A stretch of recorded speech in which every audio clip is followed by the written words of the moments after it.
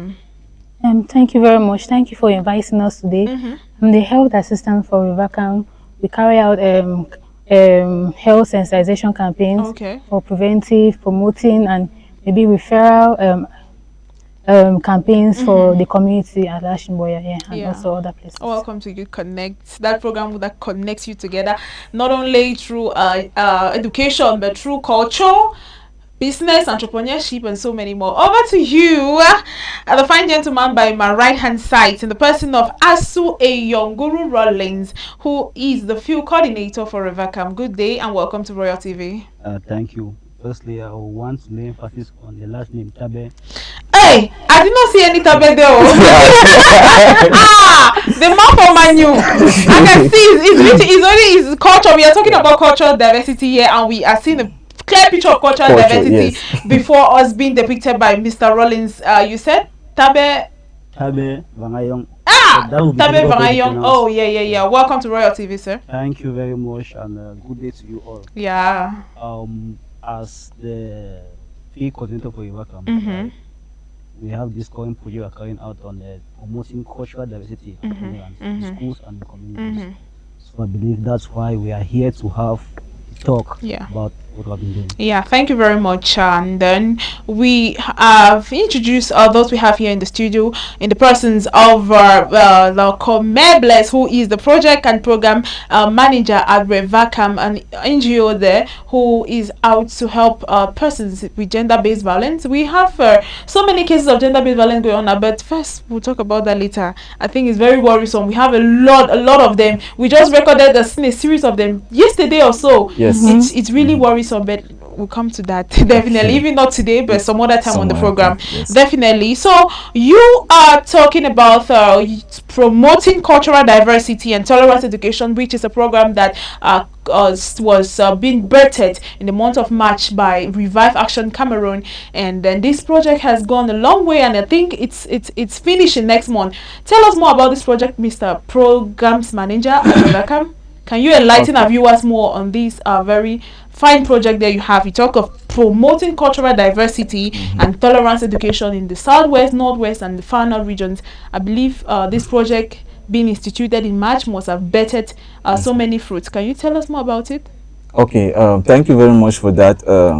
In light to this project, I would say it's quite a lot that maybe I'll have to say. So permit me, viewers, sometimes maybe I might be a little bit fast. It's very fine. in the way I do or in the way I might talk. So now with the project promoting cultural diversity and tolerance education, this project is an initiative under the Connected Cameroon project umbrella. That means that we were over 90 organizations that were invited to Yaoundé by an international organization, and here in the form of solidarity and partnerships, that they want to promote partnerships between civil society organizations in the country. We had now to develop initiatives or projects that we are going to carry out with other partners of the Connected Cameroon project. And so this initiative now came. Revacam is the lead organization for the project, and we have partners in the Northwest and the far North. So we have a Universal Medicines Association, who is our partner in the Northwest. We're implementing in the Northwest region. We have far North region, that's a Community Humanitarian Emergency Board, that is COHEP, who is implementing in the far North region of Cameroon. And so this initiative came as a result of we're trying to see something on education and throw more light on education, arts and culture in a sense. And we know that there are various interventions that are carried out in communities, like gender-based violence, like we have said here, and all the like. But now we have to do something a little bit different. Like, okay, let's touch on culture. That's also a way to promoting peace building too in the communities. And now with special focus on the conflict-affected regions, because these conflict-affected regions have been hit heavily by the crisis or conflict that is happening. And so at the end of the day, we can say that we will have to go cultural way or the route in terms of promoting peace and then social cohesion in the community. And so the project now, as it came, that the intervention started with that, we looked at it now that, okay, cultural diversity, what are we going to talk about? What is it all about? And we're looking in the sense that Cameroon has over 250 ethnic groups. Yes. And I think there was even a program that was before now that I think they asked the question there that how many ethnic groups are in Cameroon, and they had to answer 250 ethnic groups. So you see that we are having persons from diversified ways of the country, diversified cultures, diversified traditions, diversified languages. And so this intervention now made us to now say, okay, we are going to work now with a special focus on students, that is the youths. Why? Because we're in the digital age. And if you have noticed it, most persons are growing up with the language of English and French, especially in the cities. Now, people live from the royal areas and come to the cities, and they are they are speaking the predominantly English. Now, the culture there is not there that people talk about, because you might talk more on your dialect if you are in the village. Then now, if you are in the city, you talk more on English and French. And so, as the digital age is growing, parents now that are coming up, especially the Gen Zs, they don't really talk about, or they don't really speak in their dialects to their children. And so that is already making that they are losing touch with their culture. So the project is just to promote or to make persons or students to be able to identify their cultural identity, where they are coming from, in which that it has been massive throughout the project already. And as you have mentioned, the project started in March, ending in September. Activities that have been done is establishment of school cultural clubs in 2 selected schools in Boyaye. We worked with My 16, that's GHS My 16 and GHS Munia. We had a target of meeting up to 550 students that have to be established in the cultural clubs that we created. And so from there now, we know that, okay, more students are going to join even after the project has ended. We had a capacity building for teachers and youth leaders. So that also was massive, with they loving the idea, loving the initiative, and we had to pass a message to especially the civil society organizations that were there as leaders to be carry out their interventions to be cultural sensitive, because we know that they carry out a lot of interventions in the community, so it should be cultural sensitive as how they are going to those communities. We have now community awareness that we are carrying out in the various communities in all the regions, with the target of meeting more than 3,000 community members that we have to sensitize through this project. And so looking at it, radio and TV kind of also is a way of awareness of putting out the message there about cultural diversity. So comprehensively, I would say, for the past couple of months, which the project, like you rightly says, in the next month, for the past couple of months, it has been massive all throughout this project. I will tell you that it has been massive, the impact that has been created, even though we'll later talk about that, but the impact has been immense. Yes, we can say that we are really proud of ourselves from where we started this project to where we are now. We see a lot of interventions that have been done, a lot of successes, a lot of feedbacks coming from the students, the young persons, the community leaders, because we cannot do the project in the community without the community leaders. So community leaders have also been very much involved. They were happy when we even brought the initiative, because they know about culture. They are more the older persons, and they know about culture, and they know how important culture is to the people of, or maybe to persons. Because where you are coming from, the first background is your culture. Yes, before you want to identify maybe where yes, I was now, where you'll be what tribe are you coming from? Those questions are asked. What tribe are you coming from? Bayangi, Bakwe, Bakosi. All depends where you come from. That cultural identity does not go away, so it comes back from the root. And so that is why the project is here, and we are really loving it as it's going. It definitely means the project has recorded a good rate so far. Definitely. Thank you very much, Mr. Kome. You have said quite a lot there. You know, nowadays culture is really something that needs to be promoted, especially with this AI generation and the world where we have a lot of persons not even knowing how to speak in the dialect. So many mothers, I think parents at home, pupils and students have children having inculcated gadgets more than even speaking the mother tongue. So I think this project, like all you said, is to promote the dialect, be it culture, gastronomy, dressing, whatever facet of culture, language. Because you see some for example, we have our very fine gentleman here, Mr. Rollins, there in his cultural regalia. There are some people who don't even know how to dress like this. That this is what identifies you first before anything. I see Madam Linda nodding her head. You might want to add something. Yes, because when you just talk about cultural regalia, so many people don't even know what it means. Like, if you look at him now, if you're from the Bayangi land, you just immediately recognize your tribal person or your brother immediately. But the person that does not know anything about the culture, that's no knowledge about anything, that you cannot identify yourself in a group like this. So that it's a very it's a nice one there. Aspect of cultural diversity. Yeah, a very nice one of cultural. And you see persons from different clans dressing in a cultural outfit. Yes. Like we have this, I think this I'm wearing is from South Africa and Ghana. Yes. But I'm wearing it in Cameroon in Boya. This is cultural diversity. We only see this with the Zulu people, and what do you think, Mr. Rollins? The man from Manu. The man from Manu. You see this aspect of culture. Mr. Very sensitive aspect. And most people living today don't really know the importance of culture. Yeah. Right.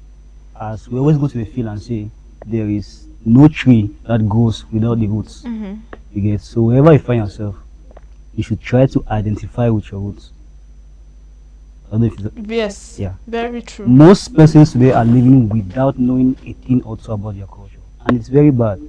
It's, as she rightly said, you will see me like this and it would be very, very, very easy for you to identify me as a Bayangian. That's true. If I was wearing maybe the Sanja, is it Sanja or what they call it in other ways? Togo, the Togo. Okay, it's Togo. Yes, Sanja is for the Douala people. Okay. At least I have a glimpse of our culture. Yeah. I was just mixing that up. And then again, there are aspects of culture like the language, not just the dressing. The language, the traditional meal. If you say, for instance, you are a person from a particular tribe, right? Those are some of the things that will make you look like a person from that place. That's true. For instance, you can't say you are a Bayangian, and then maybe you are a girl or a lady. You say you are a Bayangian, and then someone meets you. And you cannot dance Monikim. Please, not even Monikim. Yes. And say, please, my Bayangi sister, please help me. Can you please help me prepare maybe Ero? Okay. You go there and you're preparing banga soup, or you're preparing njama.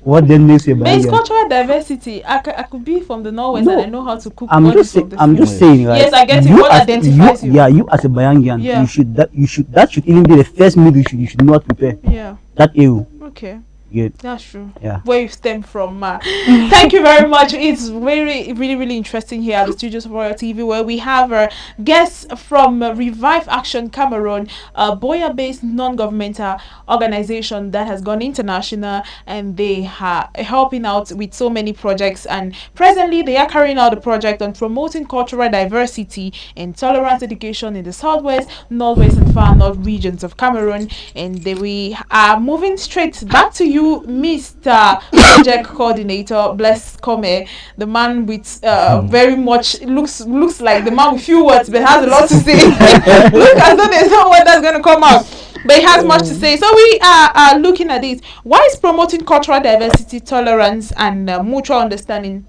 particularly important in Cameroon today, where we have why did you choose these three regions? We looked at Northwest, Southwest, and Far North region. We know you're extending your tentacles to other regions, but why focus on these three regions? Okay, primarily the reason for the focus on the three regions is like I mentioned earlier, conflict affected regions. Yeah. We have the crisis that is going on in the Southwest, the Northwest. We also have crisis that is happening in the Far North region. And so these places are emergency response places that need a lot of interventions, a lot of activities, because we are trying to restore what's here, peace. We are trying to promote peace. We are trying to promote social cohesion. And so culture now is one aspect of trying to promote that, because we know the people from the Far North have their culture there. The people from the Northwest have their culture. The people from the Southwest have their culture. And now this is diversified culture here. And so in terms of that, what we are trying to pass the message across out there is that despite our cultural differences, we are still one people in one country. Yes, despite from where you are coming from, because we have different traditional meals, we have different traditional dresses, we have different traditional dances and all the cultures that are there. And so we are trying to just pass that message there that we are one people. Diversity is a strength and not a weakness. That's what we should know. Diversity is strength and not weakness. That's why we have as a slogan, for the project that diversity is cultural diversity strength and not division. So we are trying now to promote that strength between cultural persons. Let's take for example, I like to talk with examples. You have let's say maybe a Bayangi and Bakwere person, and so these two persons are coming from two different tribes, but now we are trying to foster that peace building between these two different tribes. That means that you have to tolerate this other person of the tribe. And how do you tolerate? Tolerate by respecting. You have to respect the person's culture, and when you respect someone's culture, it's just like appreciating that person's culture. So if you are treating a Bayangi person very good, it's just the way that you should treat a Bakwere person too very good. That means that you remove the cultural bias that is there by not saying that I don't want to associate with Bakwere people because Bakwere people are like this. The stereotypes there, and we know that most of the stereotypes too also come from one misunderstanding, or maybe you have a disagreement with an individual, and then now you are projecting and generalizing all those hate speech. Yes, all those hate speech, which is not supposed to be the case. So we are trying now that okay, persons should have the mutual understanding between each other. They should be able to be in a certain space and coexist and correlate. Yes, social cohesion in that community. Because if we want to look at it now, you said why the communities or why the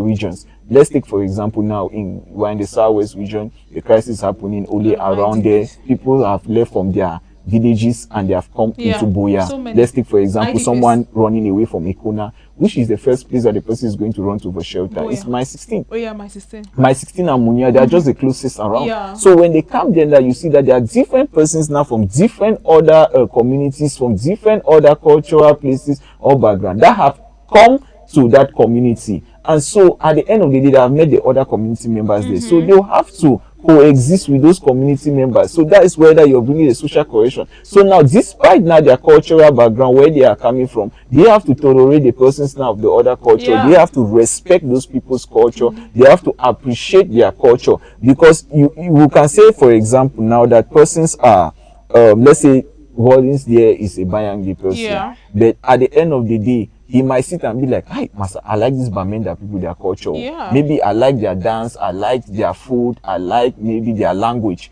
Now you're appreciating the other person. It does not mean that your own is not a good. Your own is good, but you are appreciating another person's culture, wishing like maybe I would have even also been a Northwesterner. So at the end of the day, that is making you breed that kind of trust that you can even work with a Northwesterner person, or you can even relate with them because of you are already loving their culture. So the diversity is there, but we are trying now to bring it in the way that we remove the biases from there that persons already have generally, because everybody has their mindset on the way that they relate to people. So it's just breeding that and trying to promote diversity and try to pass the message out there. Diversity is strength and not division. Diversity is definitely strength and not division. Viewers of Royal TV watching us right now on Youth Connect, you are welcome, and we have been talking to you about cultural diversity and its importance of living together as one, despite our culture, despite our dressing, despite our skin color. We talk of racism here too. Despite our language, we are definitely one people, and there is strength in diversity and not division. Permit me ask you, Bless, you talked of visiting schools to implement these projects. What are some of the common forms of cultural bias, or what should I put? I think you visited schools. What are some of these activities you carried out in school, and how feasible were they? How impactful have these activities on cultural diversity implementation and tolerance education been helpful to not only these pupils, but I think to the teachers and pedagogues as well? Okay, with touching the schools, like you even see on the pictures there, that is the establishment of the school cultural clubs. And that picture was taken, that is the GBHS My 16. If you see the setting there, that is a very nice setting on culture that you are, if I were outside, then we are showing the natural environment of now sitting closely with the students and we are carrying out that activity. So that was the initiation of the establishment of the school clubs there. If you can see the highlight of those pictures there, and you will see now that it actually represents that symbol of now persons talking with the community, with the students in that picture there. So we established school clubs in My 16 and in GBHS Munya. And so with the field coordinator Riley here, it has been very impactful. Miss Linda has been here, so also from the inception of the project. Powerful. They know how this project has been impactful to the students. When we started it, it was just educating the students with establishing these school cultural clubs, because we know there are several clubs in the schools. We have sports, we have different clubs. The now cultural club now is different. It's trying to bring in the cultural values. It's trying for them to know where they are coming from. They should ask questions. And when we started it, we did a bit of a sample. We had to ask students how many of them know their culture and their dialects. How many of them know their language. That's called their language, right? How many of them know their traditional meal? How many of them know where they are coming from? Most persons knew. Most other persons did not know. Now the impact now that came out down the line, I think it was a month or 2 months later on when the project was going. Most of them now had to go back home. Most of the students, they asked their parents question. They had to ask them where they are coming from, their traditional. And then when they had come back later on, we saw the way that one of them was even talking their dialect. We had to promote in the way that they can even say good morning in their dialect. They should know, even if it's basic, good morning in their dialect. So the project has already been impactful in the life of these students, because we saw the love that they had. We saw the peace that they were only among themselves. We had to bring out those students like that. I think we work with different classes in a sense, and then we had now to bring in that peace building and that social cohesion only among them. You see that they love the idea so much. If they bring up the picture of the inter-school cultural exchange that you see, you will see the love that the students had when we carried out that activity, because we had to bring my 16 ammonia to have an inter-school cultural exchange. That inter-school cultural exchange now was trying to now let us know what we have educated them or sensitized them throughout that period. And so we had traditional dance, we had what other activity again, because I know there was traditional dance, there was singing in their dialect, there was drama. Yes, there was drama too that was being done that day, and everything centered on their culture. They had to come with their cultural attire. They did the dance. They competed, let's say, between themselves, between the schools, to show us that they have understood what the message we are passing. I think culture is a very important aspect in most communities, because we get to have a Ministry of Arts and Culture. Definitely, and we are working with the Ministry of Arts and Culture too on this. They are aware of the initiative that we are carrying out. And so with the inter-school cultural exchange, like I was saying, we had their teachers, we had representatives from the Ministry of Arts and Culture. We also had a representative from MINJEC, Ministry of Youth Affairs and Civic Education. We cannot recover this intervention that is youth-centered, and we don't work with the ministry. You have to work with these stakeholders in the communities. Yes, so we had done that in this inter-school cultural exchange. They were present. They saw the love. They saw the unity. They saw how these students were happy with the initiative that we were carrying out that day. They were so happy. In fact, it was beyond our imagination the way they were happy. We never expected that in a sense. Now, we had invited some civil society organizations that we work with, and most of them had to make us understand that it looks like we don't know even the value of this project. This project is really massive. It's massive. It's massive. And maybe it's because we are not seeing it in the way that it is now, but it is really massive, because the messages, what we are trying to do here, is beyond what they can even think of. So they had to make us understand that this project is sustainable, it's impactful. We have to reach now more communities. Let's reach more schools. It all depends, but all depends on the support and finances. That's what I was coming to ask. I wanted to that was bringing me to this to ask, beyond school environment, what other activities have you been carrying out, or beyond? Do you just focus only on schools, or do you try to look at how should I put quarters, social clubs, communities, and how have the community members responded to this project and activities carried out?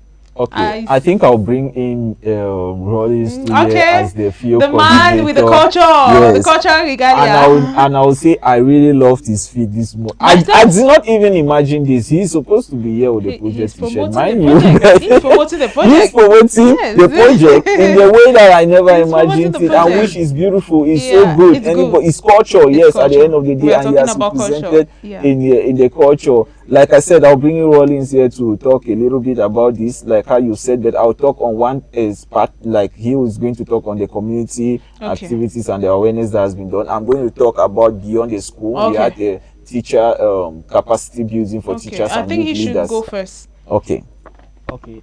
Thank you very much once more. I think, like you rightly said, he's surprised Yeah. came out like this. Yes, myself. And I it's cannot good. be talking about culture without presenting culture. Yes. That's what most people in the field really tell me. Right. Beyond the school, we have been carrying out this particular project in communities. And the communities we have been carrying out this project are the My 16 and the Munya community. Right, where we go door to door and even meeting groups, right, to talk, to have one or two things to say about culture. And the response from the community has been so wonderful, so excellent. I really love what we are doing. Whenever I go there and I want to talk about culture, they are like, wow, what really inspire Una or bring about this project? Because it is what we are living with. Most persons in the community don't know anything about culture and peaceful coexistence. Right? We all here, it's true, we all are from different villages or from different tribes or different backgrounds. But I believe if they come here, for instance, and say they want Southwesterners, right? I believe all of us here are Southwesterners, right? Yeah, we Yes. are all of us are Cameroonians. Yes, I'm just, I know, Yeah. I know. I'm just saying. I'm Yeah, just saying I that. know. Okay, I was just saying that if they come here and say they want Southwesterners, for instance, all of us say maybe you are from Bakosi, Yeah. Bakweri, Bayangi, and then me, I'm from Bamileke. Bamileke, right? We all come out and say we are maybe Cameroonians or Southwesterners. Yeah. So that's what we're out to tell people, that yes, it's true we are all from our various villages or tribes, but it does not make us anyhow different. Yeah. We should always see ourselves as one person. Yes. Yeah, we should always want have that zeal to live together with our brothers and sisters. I always say in the field that mommy, we come from which tribe, maybe she will say, me I be picking for Yamba. I will say, okay, mommy, just imagine say maybe your house is born for here, you did for inside house, your house is born, oh you don't fall for down here. Yes. You know well. You the way say me now only Yamba man can save you from that situation. What's it up for you? I picking I go die me. Yeah. You see. So that's it. Those are some of the ways I use to tell them to know how important it is To live as to one. live as one. Despite our cultural Yeah, diversity. despite our cultural Very differences. true. I think. Thank you very much, the Siseko in the house. I'm giving him a name already. Hey, Bayan, give them already. Yes, over to you, Mola Kome. Okay, that's interesting. Okay, we had the teachers and youth leaders capacity building that was done. The training has been carried out in all the regions. Yes, we had it in the Southwest, Northwest, and the Far North region. And I would say it was really amazing, that teacher capacity building with the teachers and youth leaders. We had to invite some persons now from the civil society organizations that were in that capacity building. And so let's say it has been immenseful, it has been impactful, because with their feedback that they gave us from the teachers and youth leaders, they had told us of how important this project is, of how they are going to go back to their schools, and they are also going to pass the message across, and they are going to go to their communities. You see that is also a way now of sustainability. Yeah. That is the sustainability coming in there for them now, getting what the message we have told them through the training and going back to their communities and their schools, and they are relating that information or those messages there. I think like Linda, you has also been in the field with the activities that have been carried out, and I'm sure with a special focus of My 16. I don't know if you say something about the communities of My 16 as well. The community sensitization is very powerful. Yeah, Linda. Yes. Yeah, in Bakri Lab, give you a Bakri name. Even though you're from Libya, yeah, we're all one. Yes, we're Cameroonians. Definitely. Yes, the impact in the community is very wonderful, because a few times you meet people and maybe the few minutes when you're talking to them, maybe they'll be like a little bit resistant. They don't want to understand. They start giving stereotypes. No, these Bayangi people then they ever that right. These Bama people, they only collaborate now themselves, but which is just one stereotype out of all the different things that those cultural groups are about. So when you meet them and you talk about it, and you and one of the as a humanitarian, all of the ethics of those carrying out those campaigns. You don't just give them your ideas or you make them to have your ideas immediately. You give them a safe space to talk about those things that they are saying, and maybe now you give them factual ideas now for them to discuss. Yeah. And we should talk about it. Very true. Why is it that you don't like a Bakwe man? Yeah.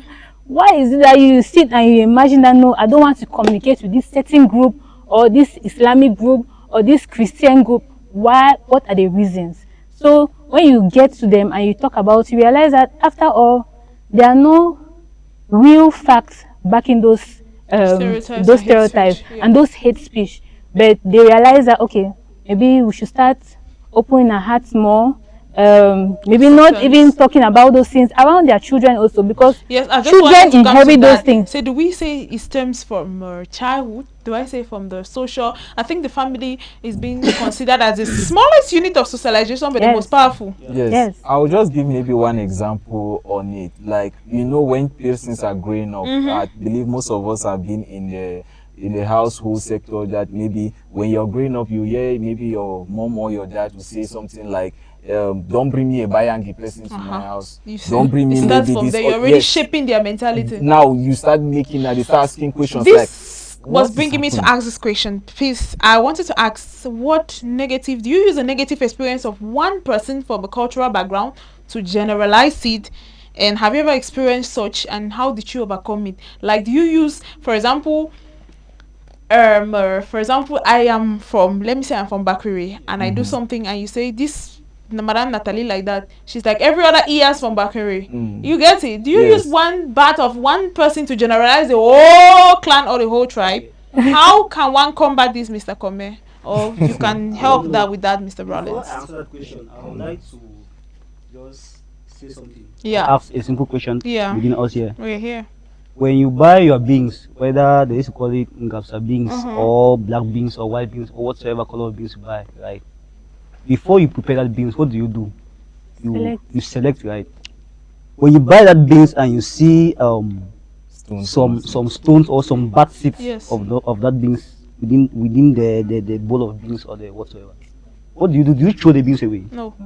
You don't, right?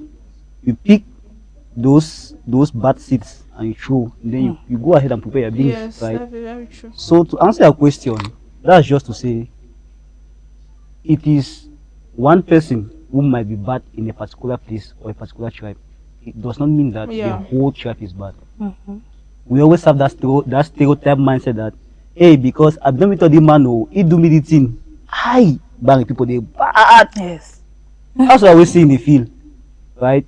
Say because we meet up some Yamba man or some Nkambe man or some Dwala man, you and the person don't get we are not feeling, we are not in good terms. It does not mean that everyone from that place is bad. Yeah, definitely. Right? Definitely.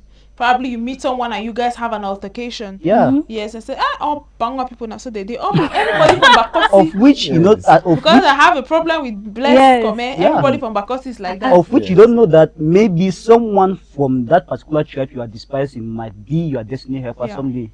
Definitely. Right? Yeah. So that is what we are out to tell people. If someone is bad to you, the character of it is the person who has that character. Not everyone from that tribe has that character. And so if you are having a problem, though it is not even good to have problems with people, right? Obviously. If you are having that problem, have the problem with the person. Don't say, no, I don't want to have anything to do with anybody from this particular tribe.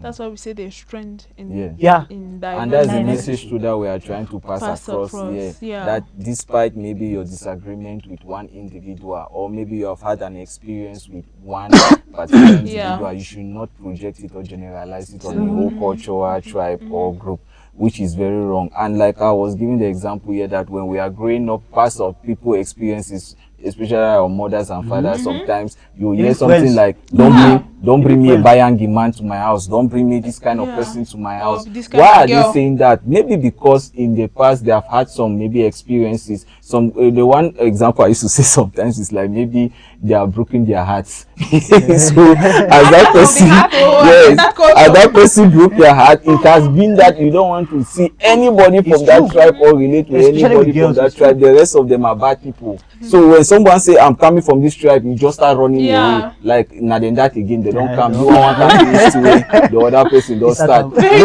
Which is a bias that is there, and so the children grow up now and they start asking questions. But why is my mother saying I should not be with these people? But now, yes, but now they have gone now out there. They have seen people from that tribe, and they are good and they are nice people. But now you start asking the question, why? Why is this person like this, or why? So we are trying to remove that stigma, that bias, so that we know that they come. And even due to the project, like how we have already been implementing and impactful, some persons have already had that awareness to let it go. Some persons mindset have been like, oh, that means that what I was doing was wrong. The project has really been feasible. It has really been feasible because some persons were giving their own experiences and they were like, well, that means I done the whole malice with the person, says so anyhow I just leave the thing. So you see now that the message has been passed across there by people, and some persons have already just been like, okay, they know where they are falling short. They are now leaving that cultural bias. Now they are going to allow maybe their children or any other person to relate to the tribe. In fact, they are now healed that they are going to work with other people of the tribe,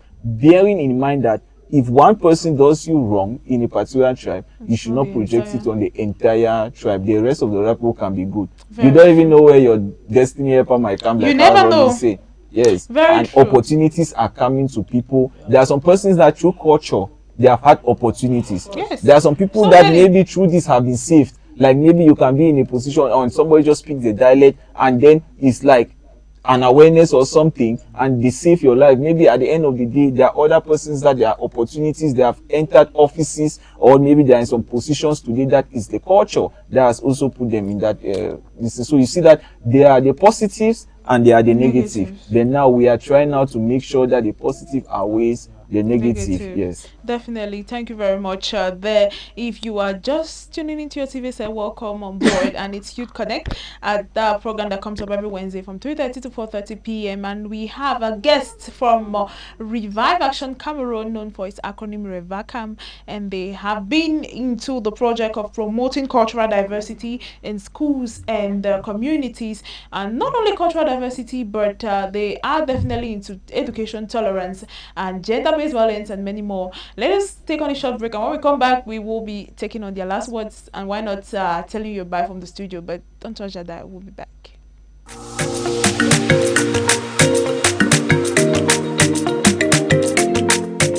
Looking for a powerful way to make your business stand out? Want your products and services to reach thousands of people every single day? Welcome to Royal Advertising Agency, your mobile publicity powerhouse. With our fully equipped advertising van fitted with high-quality speakers, we take your message directly to the streets, directly to the people, directly to your customers. From busy markets to neighborhoods, junctions, events, and business areas, we move around town broadcasting your adverts loud and clear, creating massive visibility for your brand. And that's not all. Our advertising van also comes with strategic spaces for posters, banners, and flyers, turning every movement into a moving billboard for your business. Need more impact? Our energetic promotional team is ready to distribute flyers hand to hand across town, helping your brand connect directly with the public. We offer free business consultancy, audio and video spot production, graphic designs of all types. Whether you're promoting a new product, announcing an event, running a campaign, or growing your business, Royal Advertising Agency is your trusted partner for effective outdoor publicity. Don't just advertise, dominate the streets with visibility. Call now 670-743-034. Royal Advertising Agency, taking your business everywhere.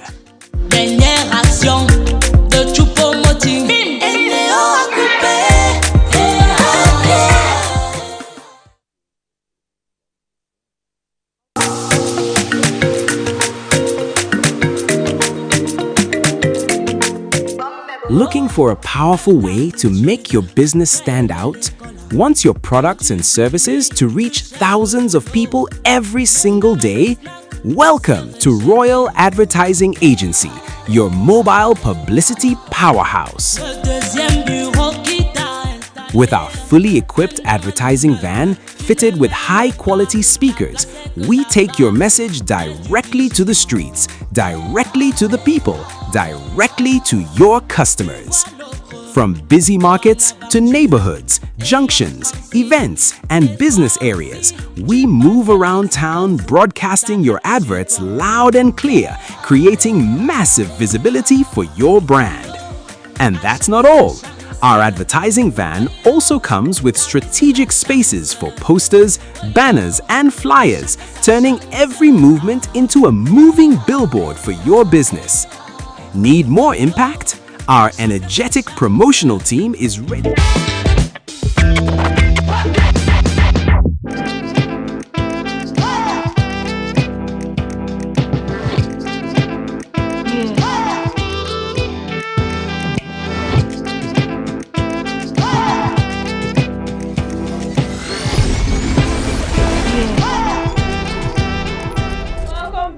Viewers of Royal TV, if you're just tuning in, yes, you're on to You Connect. And today we have been talking to you about culture.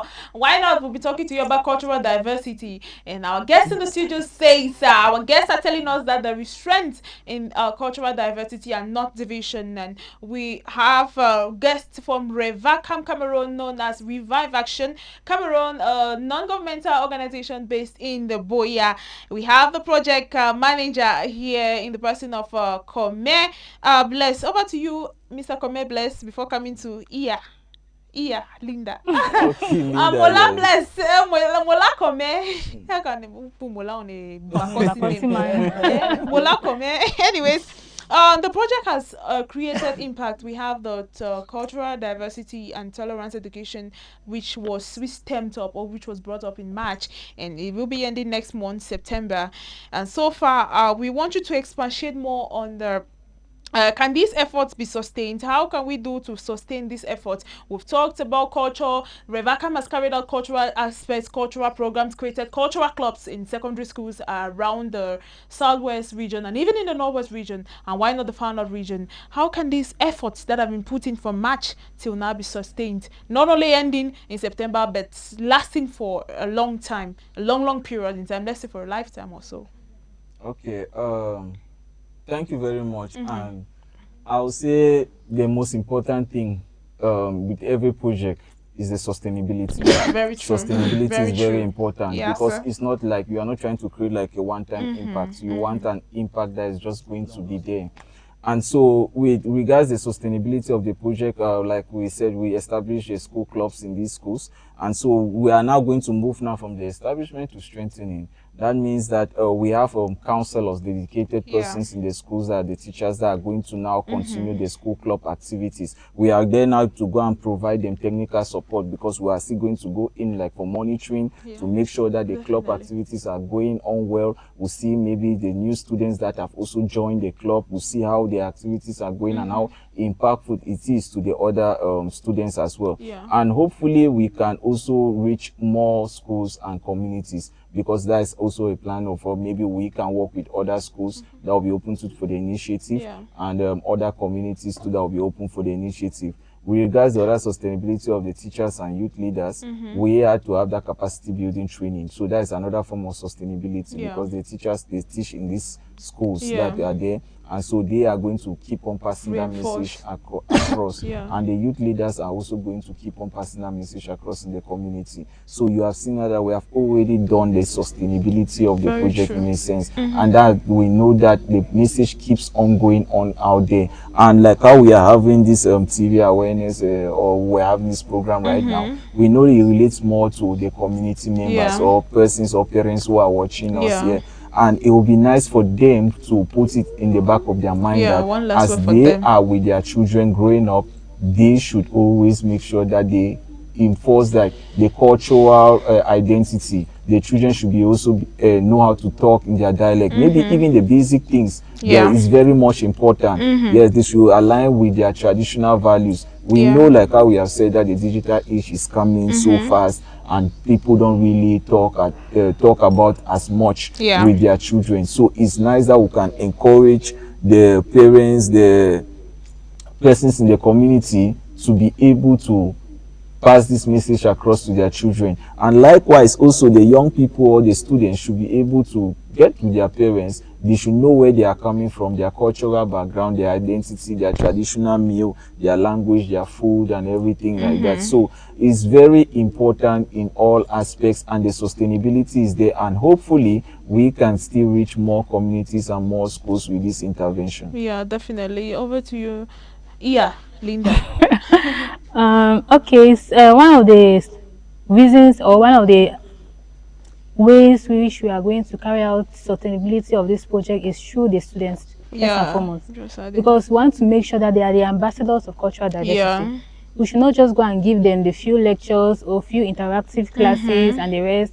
And even though we have carried out the competition and they were excited, we want that they should make sure that when they go back to school and they go back to their classrooms and the playground, they are the ambassadors of cultural diversity, and they preach the gospel of cultural diversity. That's what I've been telling them to do, and they should also carry it to their parents, because whenever we ask them questions and they're like, "Madam, I don't know, Madam, I don't know," so we want to create curiosity in them, and that's what we've done.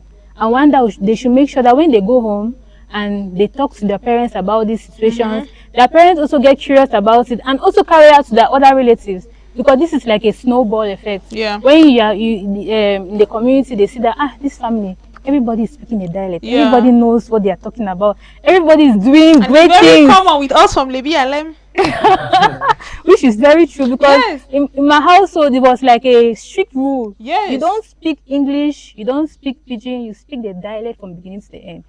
That's it.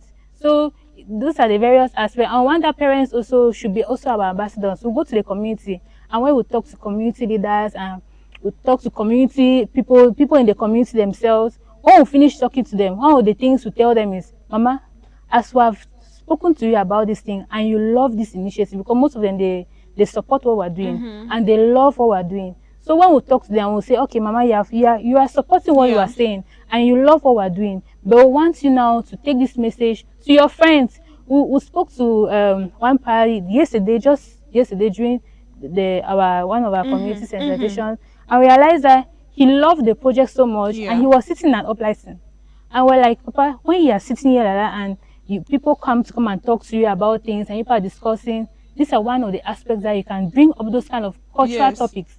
It should be a thing of pride where everybody in their community knows where they are from." Cultural tussle languages or quarries always stems from those kind of places. You see, I don't know. I'm just saying, Mr. Kamia, are you right on that? I'm saying they always stem from beer parlors. Yes, obviously. All those comparisons, all those stereotypes. So when we go to those places, those are even our targets. We want to meet those people. No geography, all those things. All those languages. When they join here, "Madam, what is your tribe?" You join here, they say, "Hey, 99. Now your people, they do this as if how can you stereotype me? See, as I just cancel, you just stereotype me from my own people. So those are the various things, and then you ask them, now me as a person, as I'm talking to you, what do you think bad, like what kind of thing, like you understand, like what bad thing do you think I've done to you personally for you to hate a whole cultural group?" Yes. So those are the various aspects. Bad. When you reach them like that, you make them to know that they are, want them to be our ambassadors in their churches, in their uplisting, in their peer ballot, everywhere. Where it's gaming room, we want them everywhere. Those are our ambassadors of cultural diversity at the moment. Thank you very much. Over to you, Mr. Rollins, Soseko Rollins. Tabe, is it Tabe? Yeah, Tabe. Tabe Vangayong. Aha. But that title you're giving me, Soseko, is a very big title. Hey, no, you're a big man. You might call a title like that, and when I go to the village, you're a big man. The whole you. That you are self-proclaimed Soseko. Which I'm not. Well, I think Mr. Bless and Madam Linda have said almost everything. Right, I would just want to say, since we've been in the communities, yes, they say a child's first school is the home. yes, very true. Anything you learn outside, you must first of all learn from the house before you coach it outside. So I'm just saying to parents that they should try to build their children in a way that they will live and they'll say that no, this person is not a biased person. Because if you are biased outside, it means that if you are being come out to go do maybe a show for outside, we'll say Mamina a show, Mamina not really fine, right? The child is not morally okay, and that's coming from the house. Yes. So if you go outside and you portray yourself as a good person, someone who accepts diversity, it shows that your family or your background does accept diversity, right? So that's just a message I want to give to the parents. And then another means of sustainability, like how Mr. Best has rightly said, is through the schools. The schools, I think, through the establishment of the school clubs, we have assigned the counselors of the schools to forge ahead with the club activities, even in our absence, because the project is likely ending in September. But that does not mean that the clubs should fail or the club should close down. Students should continue with the club activities. When they go there, even if we are not there, right? You sit in a garden like how we used to sit, that our setting. You share cultural thoughts, right? Like in the aspect of the inter-school exchange, one of the things we did was drama. I was so amazed that the way the Bakwe children acted the drama on how they do their traditional marriage. Oh my God. I was like, I was attending a real marriage ceremony. Yes. Because they did it. You see the way they do it. They brought those their leaves, dressed the way the women should dress. The man dressed the way a Bakwe man, or a Bakwe groom is supposed to dress. Those are things that most of us don't even know. You get? So those are some of the things that these children should grow up with. Because when you are growing up like that, it shows that no, this man he get this way, he come out, you come out for air before for down. And then the government too. The government can help us to achieve this our cultural peaceful coexistence by maybe telling civil society organizations and NGOs as well that such activities are good. If you carry them out, you see that the Cameroon will be peaceful and will live together as one. Definitely. Thank you very much, the Mr. Mr. Field Coordinator there in the person of Rollins Asu Eyonguru Tabe Bangayong. Yeah, that's the name I wanted to call it. Like, over to you. Before we leave, Mr. Bless, we have few seconds to the studios Royal TV. What are we expecting from Revacam in the future? What future projects is Revacam bringing so far? Just a glimpse of. Give us a little teaser. Okay. Let me just say.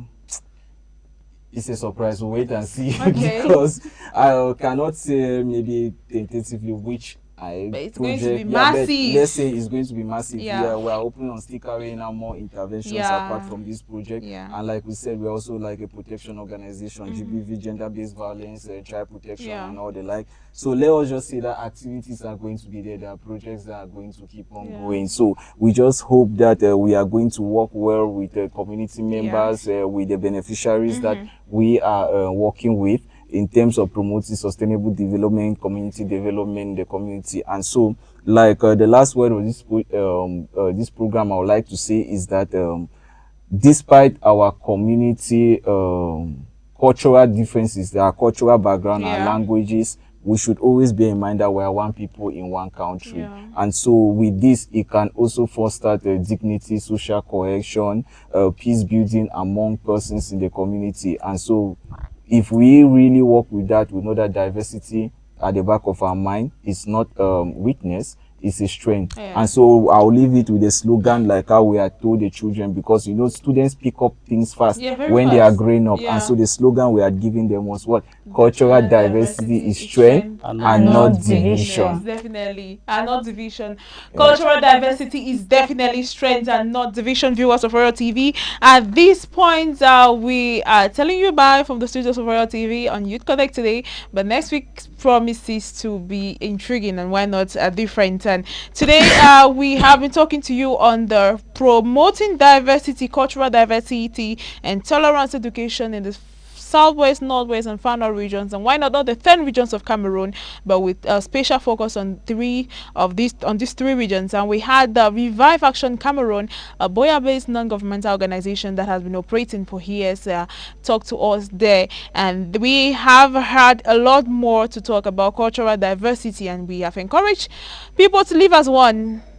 Despite your cultural diversity, you should live as one. They say there is strength in cultural diversity. The cultural diversity is strength and not division. Definitely, we want you to take that home with you. We want you to keep that while the program goes to an end. For cultural diversity is strength and not division.